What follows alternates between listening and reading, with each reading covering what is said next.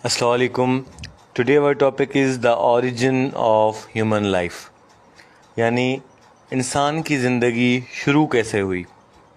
ठीक है, तो थ्योरीज़ हैं काफ़ी ज़्यादा ओरिजिन ऑफ ह्यूमन लाइफ पे, लेकिन यहाँ पे इम्पोर्टेंट थ्योरीज़ जो हैं आज हम वो डिस्कस करेंगे जो कि बहुत ही ज़्यादा अहमियत रखती हैं।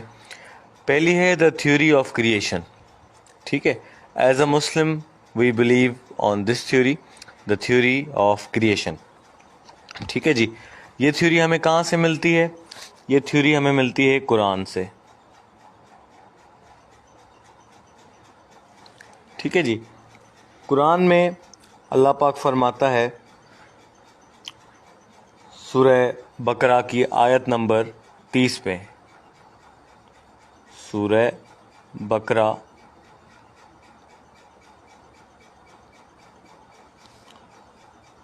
और उसकी आयत नंबर 30, उसमें अल्लाह पाक फरमाता है कि I am placing a successor on earth. Successor बोलते हैं नायब को। अल्लाह ने कुरान में फरमाया है कि अल्लाह ने फरिश्तों से फरमाया कि मैं ज़मीन में अपना नायब बनाने वाला हूँ। ठीक है, इस सूरह बकरा की आयत नंबर 30 से हमें ये सबूत मिलता है, ये गवाही मिलती है कि हमें अल्लाह ने पैदा किया, क्योंकि अल्लाह ने फरमाया कि मैं ज़मीन पे अपना नायब बनाने वाला हूँ। ठीक है, सूरह बकरा की आयत नंबर 30 है। दूसरे मौके पे सूरह हिजरा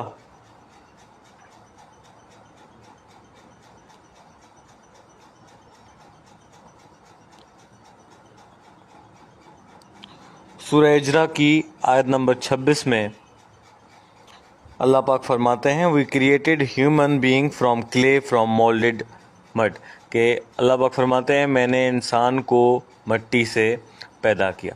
ठीक है जी, ये थ्योरी ऑफ क्रिएशन थी, कुरान से हमें मिली, और हम एज अ मुस्लिम इन पे यकीन करते हैं कि अल्लाह ताला ने सबसे पहले हज़रत आदम अलैहिस्सलाम और उनकी पार्टनर बीबी हवा को, हज़रत बीबी हवा को पैदा किया। ठीक है, और हम सब उन्हीं की औलाद में से हैं, और अल्लाह पाक ने इंसान को अपना खलीफा बना के इस दुनिया में भेजा है। ठीक है, it was the theory of creation. उसके बाद आती है द थ्योरी ऑफ एवोल्यूशन। ठीक है जी, ये कहाँ से हमें मिलती है? ये चार्ल्स डार्विन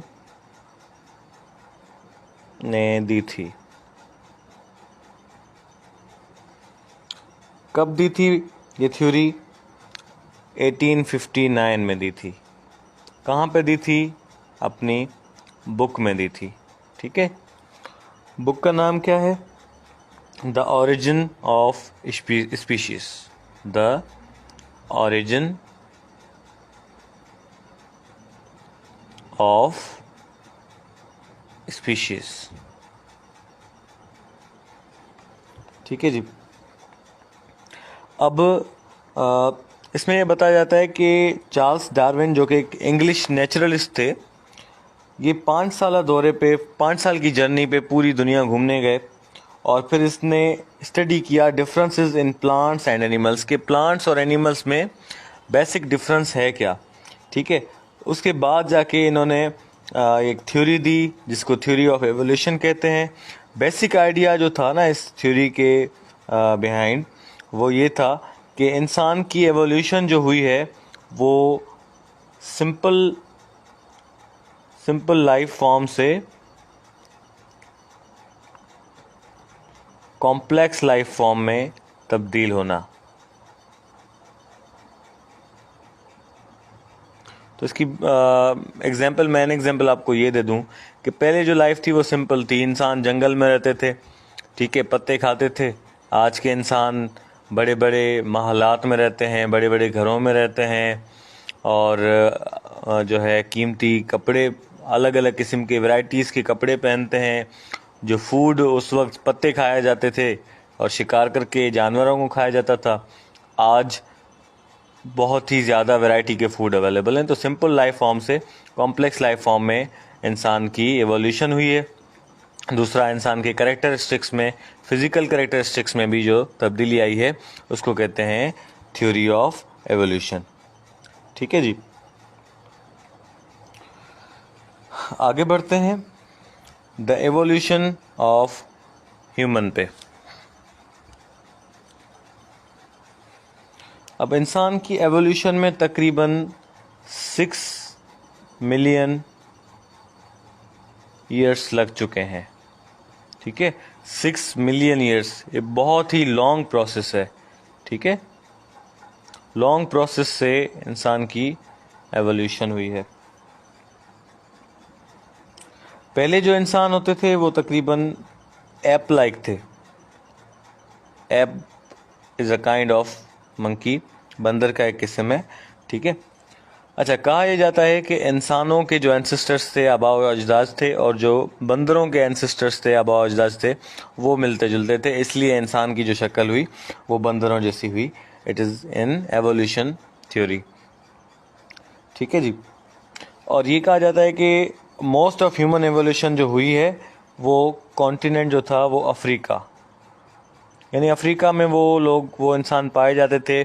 फिर उनमें एवोल्यूशन आई, फिर आहिस्ता आहिस्ता अफ्रीका से जो है वो एशिया आए, एशिया से फिर दूसरे कॉन्टिनेंट्स में वो स्प्रेड हो गए।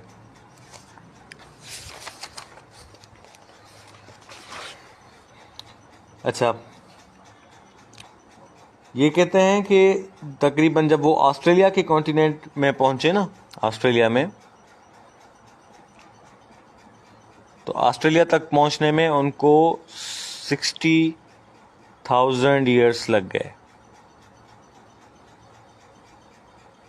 ठीक है, 60,000 ईयर्स ऑस्ट्रेलिया तक पहुंचने में लगे। पहले आप अफ्रीका में थे, फिर एशिया में आए, फिर उसके बाद जो है वो यूरोप में आए। सही है,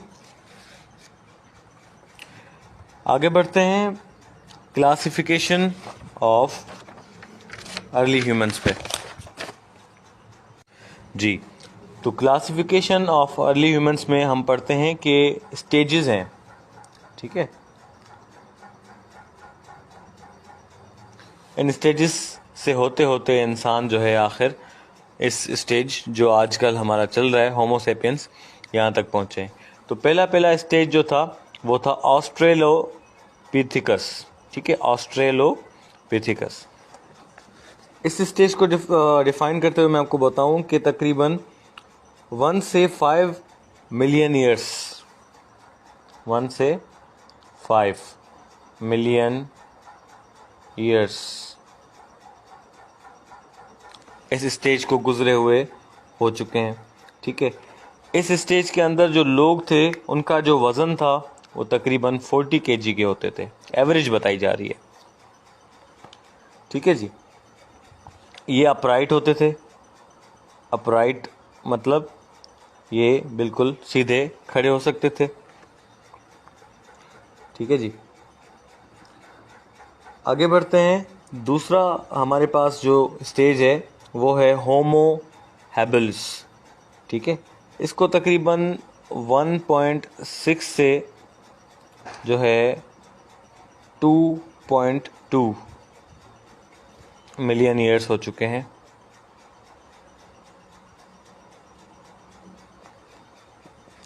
अच्छा, अब इनका वज़न वैसे इधर जो ऑस्ट्रेलोपिथेकस के जो स्टेज में थे 40 kg, अब इनका वज़न जो है 50 kg तक हो जाता था। ठीक है, they were first to use the tools. ठीक है, टूल्स का इस्तेमाल इस दौर में हुआ। ठीक है, दे कुड स्पीक, ये बोल भी सकते थे।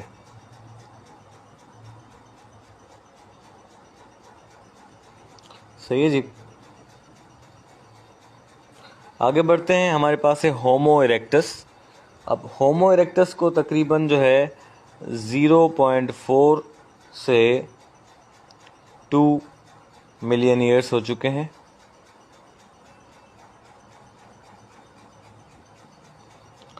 इनका वज़न अब 60 kg तक हो जाता था।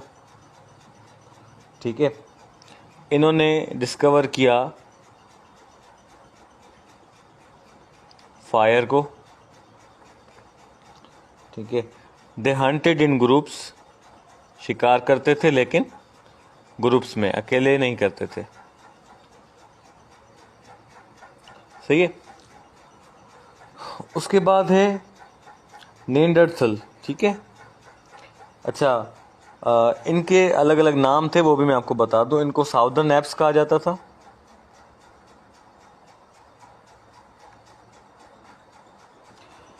और होमो हैबिलिस को हैंडी ह्यूमन भी कहा जाता था। ये आ सकता है सवाल में कि हैंडी ह्यूमन कौन सा स्टेज था, कौन से स्टेज के लोगों को हैंडी ह्यूमन कहा जाता था। इनको अपराइट ह्यूमन कहा जाता था।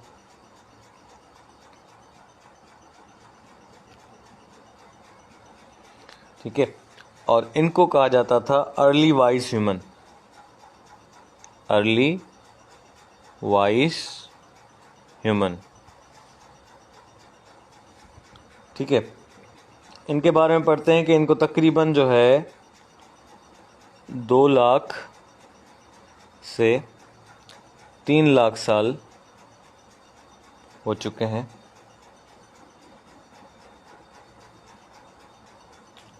ठीक है जी। इनके बारे में बताया जाता है कि इनका वज़न जो था वो 80 kg तक अब हो जाता था। और ये फर्स्ट लोग थे जो बरियल करते थे, फर्स्ट बरियल्स, यानी दफनाते थे अपने डेथ लोगों को। ठीक है। अब ये स्पेशलाइज्ड थे किस चीज़ में, टूल्स यूज़ करने में। ठीक है। स्पेशलाइज्ड टूल्स इस्तेमाल करते थे।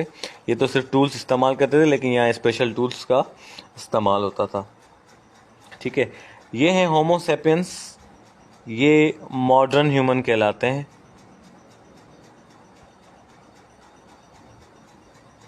इनको तकरीबन 1,30,000 साल हो चुके हैं, ईयर्स अगो। लेकिन एक इम्पोर्टेंट बात, टू द प्रेजेंट, आज तक भी हम लोग जो हैं वो इस स्टेज में और इस ग्रुप में आते हैं, होमो सैपियंस में। ठीक है। अब हमारा वज़न 70 kg या उससे अबव तक हो जाता है, लेकिन ये जो 1,30,000 साल हमारे जो एंसेस्टर्स थे, उनका वज़न 70 kg तक होता था। ठीक है। और बहुत ज़्यादा फिर आज तक हमने इसमें एवोल्यूशन आ चुकी है। ठीक है। यहाँ इम्पोर्टेंट टू नो एक चीज़ है, एंथ्रोपोलॉजी। एंथ्रोपोलॉजी किसको कहते हैं? It is the study of humans past and present. ठीक है। और वो लोग जो एंथ्रोपोलॉजी को स्टडी करते हैं वो कहलाते हैं एंथ्रोपोलॉजिस्ट। ठीक है जी। अब लास्ट में हम लाइफ ऑफ अर्ली ह्यूमंस को भी थोड़ा सा डिस्कस कर लेते हैं कि in the early days human life was very hard. ये जंगल में लाइफ गुजारते थे। ठीक है जी। जंगल में लाइफ गुजारने के बाद काफ़ी सालों तक ये जंगल में लाइफ गुजारते थे। लेकिन जंगल में जो ये लाइफ गुजारते थे ना, तो उसमें इनको कोई प्रोटेक्शन नहीं होती थी, वाइल्ड एनिमल से, बारिश से, ठंड से, गर्मी से कोई प्रोटेक्शन नहीं होती थी। तो उस प्रोटेक्शन की वजह से इन्होंने फिर आगे चल के केव्स में लाइफ गुजारना शुरू कर ली, यानी गार वगैरह में इन्होंने ज़िंदगी गुजारना शुरू कर ली।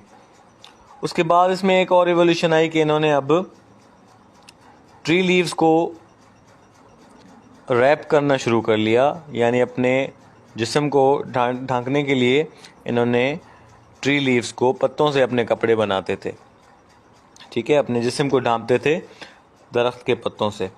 ठीक है। और ये खाते क्या थे? फ्रूट्स और लीव्स खाते थे। ठीक है जी। एक और बात आपको यहाँ पे बताऊं कि स्टोन्स, फिर जाके स्टोन्स का इस्तेमाल शुरू हुआ। क्यों? Stones were the first tools of its kind which improved with the passage of time. Stones का इस्तेमाल करते थे, जो नोकीले स्टोन्स होते हैं ना, ये